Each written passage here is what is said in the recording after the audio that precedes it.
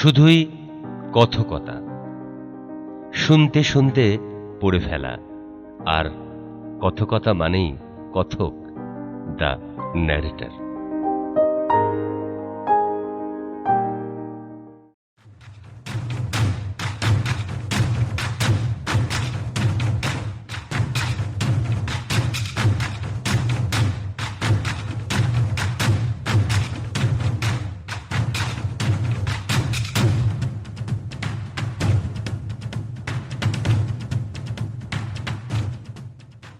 কালো কালিতে সুন্দর ছাঁদে লেখা এই ধরনের বেশ কিছু পোস্টারের নিচেই লাল এলাকায় প্রথম রাতটা কাটাতে হলো আমাকে। এই জায়গাটা কিন্তু আনসাই নয়, লাল সেনাদের পাহারাও নেই এখানে। আসলে সেদিন আনসাইতে গিয়ে পৌঁছনো সম্ভব হয়নি। পাহাড়ি নদীটা যেখানে বাঁক নিয়েছে সেখানকার গ্রামটাতে গিয়ে পৌঁছতেই প্রায় সন্ধে হয়ে গেল। চারপাশের পাহাড়গুলো ডুবে যাচ্ছে অন্ধকারে। নদীর কিনার থেকে ধাপে ধাপে ওপর দিকে উঠেছে বাড়িগুলো। বাড়িগুলোর দেয়াল কাঁচা ইট দিয়ে বানানো, ছাদ স্লেট পাথরের। ওপরে যে স্লোগানগুলোর কথা বলেছি সেগুলো এইসব বাড়ির দেয়ালেই লেখা ছিল। খচ্চরের পিঠে মালপত্র চাপিয়ে যে 3 জন যাত্রী গ্রামে এসেছে তাদের দেখার জন্য এসে জড়ো হলো 50-60 জন কৃষক আর বেশ কিছু শিশু। চোখে তাদের গভীর বিস্ময়। দরিদ্র জনগণের লীগের যে তরুণ সদস্যটি পথপ্রদর্শক হিসেবে আমার সঙ্গে এসেছিল সে এখান থেকেই ফিরে যেতে চাইল। তার একটা গরুর সবে বাচ্চা হয়েছে, চারপাশে নেকড়ের উপদ্রব খুব, ফলে ফিরে যাওয়াটা তার একান্তই দরকার। তাছাড়া আজ রাতে আনসাইতে পৌঁছনো আর সম্ভব নয়, কারণ সেটা এখান থেকে 10 মাইল দূরে। কাজেই স্থানীয় দরিদ্র জনগণের লীগের প্রধানের হাতে আমার নিরাপত্তার ভার সঁপে দিয়ে ফিরে যেতে চাইল সে। কাজের মজুরি হিসেবে কিছু নিতে রাজি হলো না সে আর খচ্চর চালকটি। শ্বেত এলাকায় চালু মুদ্রাও নয়, লাল এলাকায় চালু মুদ্রাও নয়। স্থানীয় লীগের প্রধানটির বয়স বেশি নয়, 20 কোঠায় হবে। খালি মাথা, বাদামি মুখ, পরনে নীল সুতির রংচটা জামা, গোড়ালি পর্যন্ত লম্বা সাদা পাজামা, খালি পা। আমাকে আন্তরিকভাবে স্বাগত জানালো প্রধানটি। গ্রামের যে বাড়িতে আলাপ আলোচনার জন্য বৈঠক বসে সেই বাড়িরই একটা ঘরে থাকার ব্যবস্থা হলো আমার। সেই সঙ্গে এনে দেওয়া হলো গরম জল আর 1 বাটি জোয়ার। ঘরটা ভীষণ অন্ধকার, চাপা একটা দুর্গন্ধ রয়েছে। ঠিক করলাম ঘরে না শুয়ে ঘরের কাঠের দরজাটা খুলে তার ওপরই শোব। বেঞ্চের ওপর দরজার পাল্লা দুটো রেখে তার ওপর আমার কম্বল বিছিয়ে খোলা আকাশের নিচেই শুয়ে পড়লাম।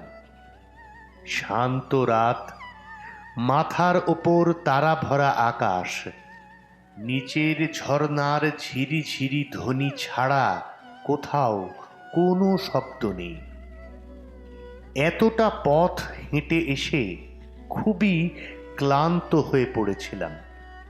শোবার সঙ্গে সঙ্গেই ঘুমে চোখ জড়িয়ে এলো। চোখ যখন খুললাম তখন দিনের আলো ফুটতে শুরু করেছে। পাশে দাঁড়িয়ে আমার কাঁধে টোকা দিচ্ছে স্থানীয় প্রধান। জানতে চাইলাম কি ব্যাপার। তাড়াতাড়ি বেরিয়ে পড়ুন, কাছেই তো সুদের এলাকা। যত তাড়াতাড়ি আনসাইতে পৌঁছতে পারেন ততই মঙ্গল। দস্যু? নিশ্চয়ই লাল দস্যু নয়, শ্বেত দস্যুদের কথাই বলছে যুবকটি। চটপট উঠে পড়লাম। লাল এলাকা থেকে শ্বেত দস্যুরা আমাকে অপহরণ করলে সেটা একটা মজার খোরাক হয়ে উঠবে, তা আমি কিছুতেই মেনে নিতে রাজি নই। কুয়োমিনটাঙ্গিরা শ্বেত দস্যুদের বলে মিন তুয়ান, অর্থাৎ গণবাহিনী, আর কমিউনিস্টরা লাল দস্যুদের বলে উ চি তুই, অর্থাৎ চলমান বাহিনী বা লাল প্রতিরক্ষা বাহিনী। কৃষক আন্দোলন ধ্বংস করার জন্য মিন তুয়ান বাহিনীকে ক্রমশই সংখ্যায় বাড়িয়ে চলেছে কুয়োমিনটাঙ্গিরা। এই বাহিনী গড়া হয় পাও চিয়া পদ্ধতিতে। পাও চিয়া হল কৃষকদের দমন করার কাজে ব্যবহৃত এক প্রাচীন চৈনিক পদ্ধতি। এই মুহূর্তে চীনের বুকে কুয়োমিনটাঙ্গিরা আর মানচুকুয়াতে জাপানিরা এই পদ্ধতিকে ব্যাপকভাবে কাজে লাগাচ্ছে। পাও চিয়া কথাটির মানে হল সুরক্ষার বর্ম। একটা চিয়ায় খান 10 পরিবার থাকে। চিয়ার প্রধানকে নির্বাচন করার নিয়ম থাকলেও সাধারণত তা হয় না। স্থানীয় জেলা শাসকই প্রধানকে মনোনীত করেন। চিয়ার পরে আসে পাও। খান 10 চিয়া নিয়ে তৈরি হয় পাও, অর্থাৎ প্রায় 100টা পরিবার নিয়ে গঠিত হয় পাও চিয়া।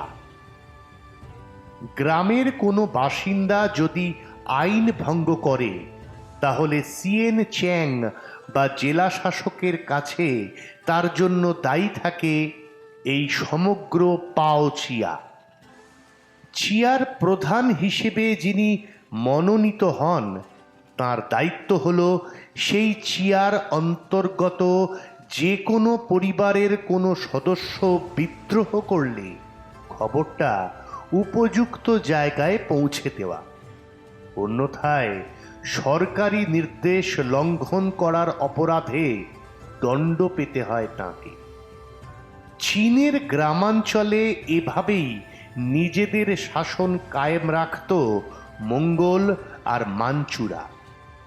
চীনের মানুষ, বিশেষত গরিব মানুষরা, কখনোই এই পদ্ধতিকে মন থেকে মেনে নেয়নি।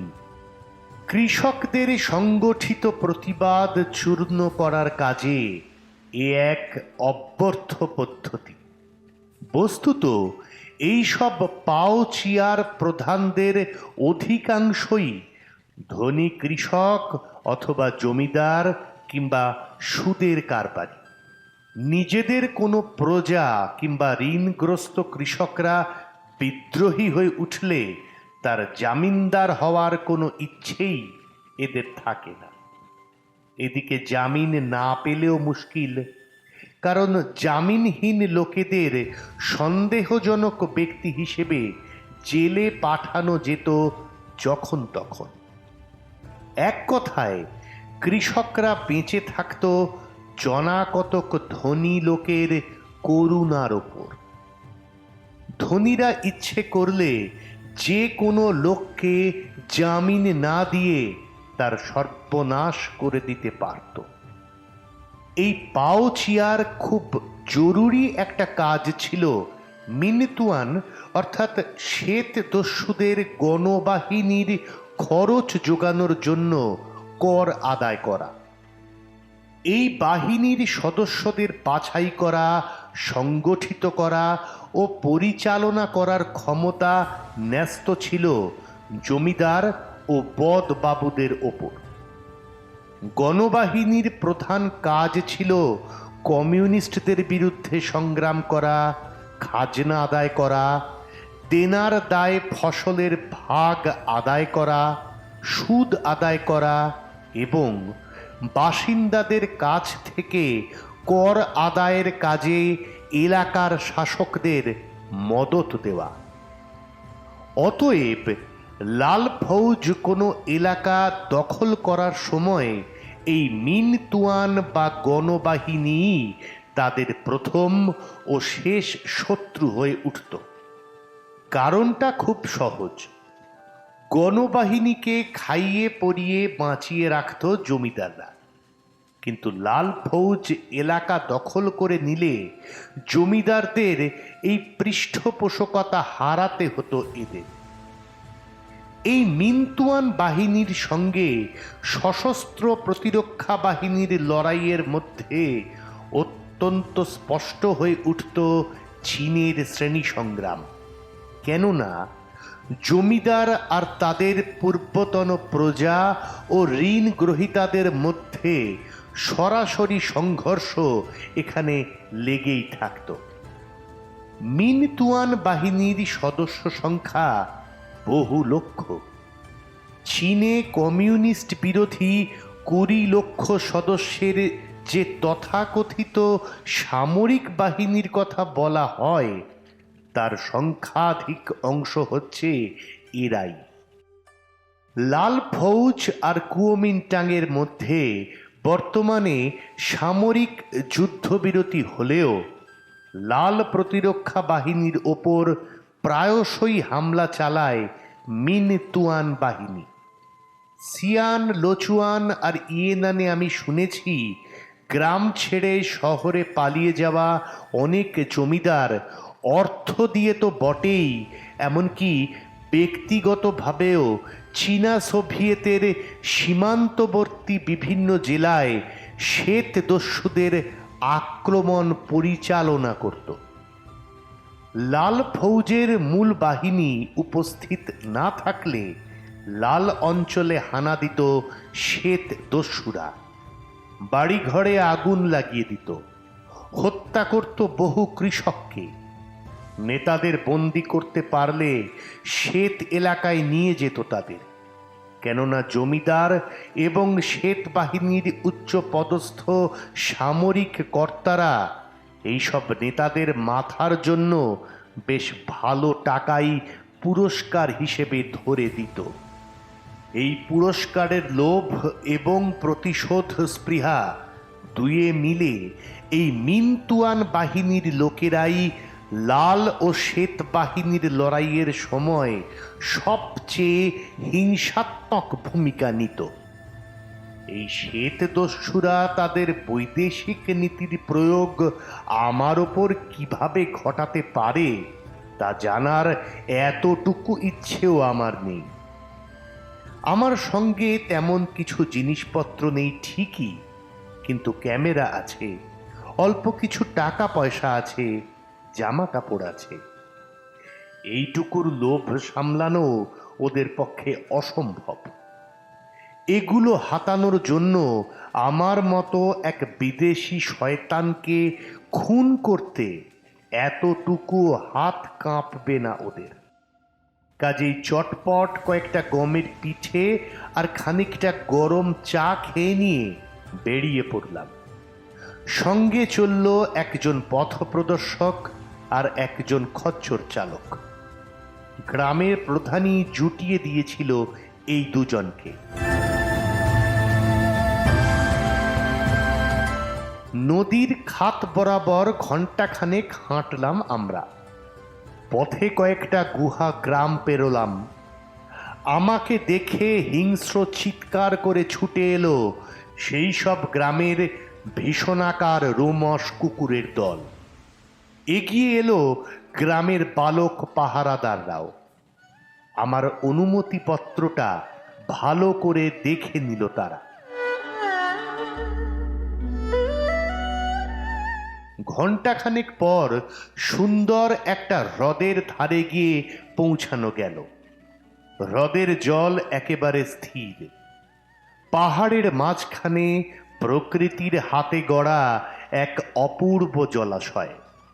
আর এখানেই প্রথম একজন লাল সৈনিকের সঙ্গে দেখা হলো আমার।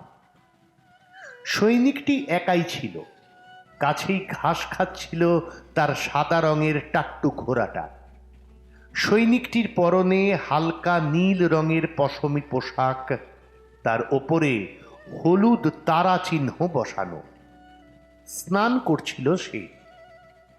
আমাদের দেখে চটপট উঠে এসে আকাশী রঙের কুর্তাটা পরে নিল, মাথায় বেঁধে নিল সাদা পাগড়ি, তাতে লাল তারকা চিহ্ন।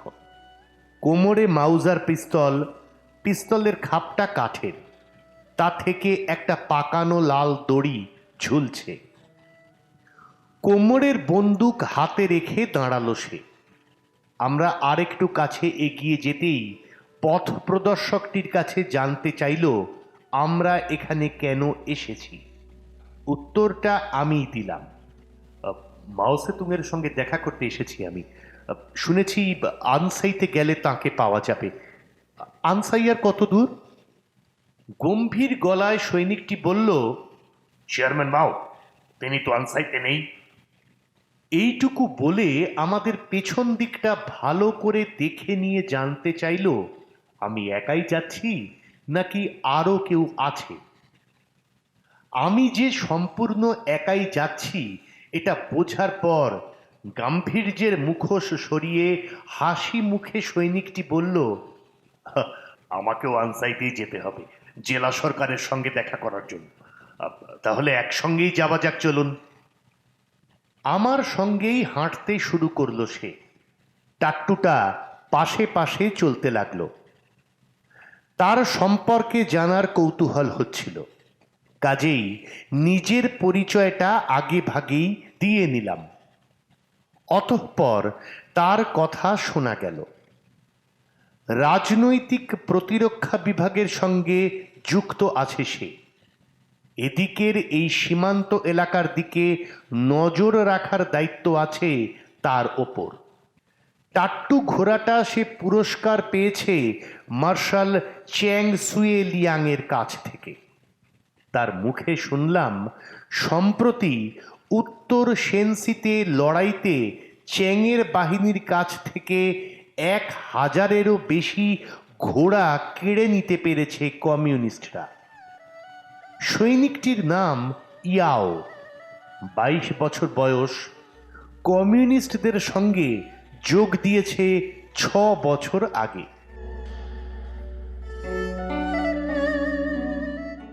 আনসাইতে পৌঁছতে কয়েক ঘন্টা লাগলো। পিত নদীর একটা উপনদী হল ফু হো।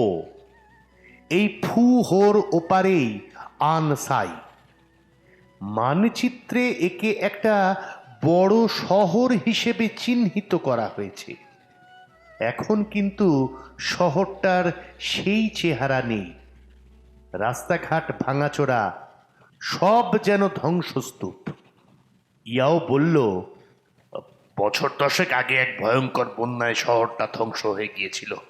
পুরো শহরটাই ডুবে গিয়েছিল বন্যার জলে। সেই ঘটনার পর শহর মেরামতির কাজে হাত দেয়নি এখানকার লোকেরা। কাছেই অনেক ছোট ছোট পাহাড় আছে। সেই সব পাহাড়ে গুহা ঘর বানিয়ে বাস করে তারা। এখানকার লাল ফৌজ চলে গেছে দস্যুদের তাড়াতে। স্থানীয় জেলা সোভিয়েতের সদস্যরা পাইচিয়া পিং গ্রামের কাছে রিপোর্ট দাখিল করতে গেছেন প্রাদেশিক কমিশনারের কাছে। পাইচিয়া পিং কথাটির মানে হল 100 পরিবারের শান্তিকুঞ্জ। গ্রামটা এখান থেকে বেশি দূরে নয়। ইয়াও আমাকে সেখানে নিয়ে যেতে চাইল। সন্ধে নাগাদ ওই গ্রামে পৌঁছে গেলাম আমরা। চীনের সোভিয়েত অঞ্চলে 1.5 দিন কেটে গেল আমার। এর মধ্যে কোথাও এমন কিছু দেখিনি যা থেকে যুদ্ধকালীন বিপর্যয়ের ইঙ্গিত পাওয়া যেতে পারে। মাত্র একজন লাল সৈনিককে দেখেছি, আর এখন দেখছি শান্ত ভঙ্গিতে চাষবাসের কাজে রত সাধারণ মানুষদের। না, ওপরের এই আবরণ দেখে আমি প্রতারিত হইনি। আমার মনে পড়ে গেল 1932 সালে সাংহাইয়ে চীন জাপান যুদ্ধের কথা। তখনও আপাত উদাসীন ভঙ্গিতেই চাষবাসের কাজ করে যেত চীনের কৃষকরা। 100 পরিবারের শান্তিকুঞ্জ গ্রামে ঢুকতে যাব আমরা, এমন সময় ওপর দিক থেকে ভেসে এলো হাড় কাঁপানো এক ভয়ঙ্কর চিৎকার। চমকে উঠলাম। এরকম কোনো ঘটনার জন্য তৈরি ছিলাম না আমি। পথের ধারে একটা সরু জায়গায় দাঁড়িয়ে চিৎকারটা যেদিক থেকে আসছিল সেদিকে তাকালাম। সৈন্যদের ব্যারাকের মতো কয়েকটা বাড়ি, তার সামনে বর্ষা আর রাইফেল নিয়ে মহড়া দিচ্ছে 12 চাষি। দেখে মনে হচ্ছে রীতিমতো ক্রুদ্ধ হয়ে আছে তারা। ওদের নিজস্ব এলাকায় ঢুকে পড়েছি বলে সাম্রাজ্যবাদী হিসেবে আমাকে গুলি করা হবে, নাকি সৎ এবং কৌতূহলী ব্যক্তি হিসেবে স্বাগত জানানো হবে, এই প্রশ্নের ফয়সালা করতেই ওরা ব্যস্ত আছে বলে মনে হলো আমার। থতিয়ে যাওয়া ভঙ্গিতে ইয়াওয়ের দিকে তাকাতেই সে হেসে ফেলল। পুবা, এর কিছু নেই, ওরা প্রতিরক্ষা বাহিনীর লোক, লড়াইয়ের মহড়া দিচ্ছে। এখানে ওই প্রতিরক্ষা বাহিনীর শিক্ষা কেন্দ্র আছে কিনা ও আপনি নিশ্চিন্তে থাকুন। পরে জেনেছিলাম প্রাচীন চীনের এই ধরনের রণহুঙ্কারও প্রতিরক্ষা বাহিনীর সামরিক পাঠ্যসূচিতে ঠাঁই পেয়েছে। সামন্ত আমলের ঘোড়সওয়ার যোদ্ধারা পরস্পরের বিরুদ্ধে লড়ার সময় যেরকম রণহুঙ্কার করত, ঠিক সেই রকম। মাও সে তুংয়ের প্রিয় গ্রন্থ সুই হু চুয়ান এ এরকম এক চমৎকার বর্ণনা পাওয়া যায়। শুনলাম এটা যুদ্ধের এক বিশেষ কৌশল। কথাটা শুনে শিরদাঁড়া দিয়ে যেন একটা ঠান্ডা স্রোত বয়ে গেল। এরকম রণহুঙ্কার যে শত্রুকে ভয় পাইয়ে দেওয়ার একটা দারুণ উপায়, তা বুঝতে এতটুকুও অসুবিধে হলো না। ওখানেই বসে পড়লাম। চীনা সোভিয়েতের জনৈক উচ্চপদস্থ সদস্যের সঙ্গে কথা বলতে শুরু করলাম। আর ঠিক তখনই ঘোড়ায় চড়ে ছুটে এলো যুবক সেনাধ্যক্ষ। পরনে সামরিক পোশাক, সারা শরীর ভিজে গেছে ঘামে। আমাদের সামনে এসে লাফ দিয়ে ঘোড়া থেকে নেমে পড়ল যুবকটি। কৌতূহলী দৃষ্টিতে তাকালো আমাদের দিকে। আমার বিপজ্জনক অভিযানের বৃত্তান্ত তার কাছ থেকেই জানা গেল। যুবক সেনাধ্যক্ষটির নাম পিএন।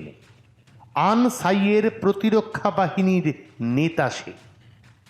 পিএন বলল, এখনই মিন তুয়ানের প্রায় 100 জনের একটা দলের সঙ্গে লড়াই হয়ে গেছে তাদের। তরুণ অগ্রগামী বাহিনীর সদস্য একটি কৃষক বালক কয়েক মাইলে ছুটে আনসাইয়ে এসে খবর দেয় মিন তুয়ানরা এই জেলায় আক্রমণ চালাতে এসেছে, আর সেই বাহিনীর নেতা হচ্ছে এক খাঁটি শ্বেতাঙ্গ দস্যু, একজন বিদেশি, অর্থাৎ আমি। পিএন বলল, খবরটা পেয়েই একদল ঘোড়সওয়ার রক্ষীকে নিয়ে পাহাড়ি পথে রওনা হয়ে যাই আমি। ঘণ্টাখানেক চলার পর দেখা পেলাম দস্যুদের। বলতে বলতে আমার দিকে আঙুল দেখালো পিএন। আপনার পেছনেই ছুটছিল ওরা, আপনার থেকে মাত্র 2 লি পেছনে ছিল। তখনই আমরা ঘেরাও করে ফেলি ওদের। একটা উপত্যকার ওপর ওদের আক্রমণ করি, কয়েকজনকে বন্দিও করি। ওদের 2 জন নেতা আমাদের হাতে বন্দী হয়েছে, কয়েকটা ঘোড়াও কেড়ে নিতে পেরেছি। অন্যরা পালিয়ে গেছে সীমান্তের দিকে। পিএনের কথা শেষ হওয়ার আগেই কয়েকজন অশ্বারোহীকে বন্দি অবস্থায় নিয়ে সামনে এসে দাঁড়ালো ওর বাহিনীর সদস্যরা। অবাক হয়ে ভাবলাম, ওরা কি সত্যিই আমাকে মিন তুয়ান বাহিনীর নেতা বলে মনে করেছে? সেই নির্জন প্রান্তরে শ্বেত দস্যুরা যদি আমাকে বন্দি করতে পারত, তাহলে নির্ঘাত আমাকে লাল দস্যু হিসেবেই চিহ্নিত করত তারা। এখন কি লাল বাহিনীর সদস্যরা আমাকে বন্দি করে শ্বেত বাহিনীর লোক বলে চিহ্নিত করবে? তখনই সামনে এগিয়ে এলেন একজন যুবক অফিসার। অফিসারটির মুখে কালো দাড়ি। চীনের মানুষদের দাড়ি সাধারণত এতটা বড় হয় না। আমার সামনে এসে নম্র ও মার্জিত ভঙ্গিতে অফিসার বললেন, আপনি কি কারো সঙ্গে দেখা করতে চান? কথাগুলো তিনি বললেন ইংরেজিতে, আর তখনই বুঝতে পারলাম আমার সামনে দাঁড়িয়ে আছেন সেই কুখ্যাত চৌ এন লাই স্বয়ং।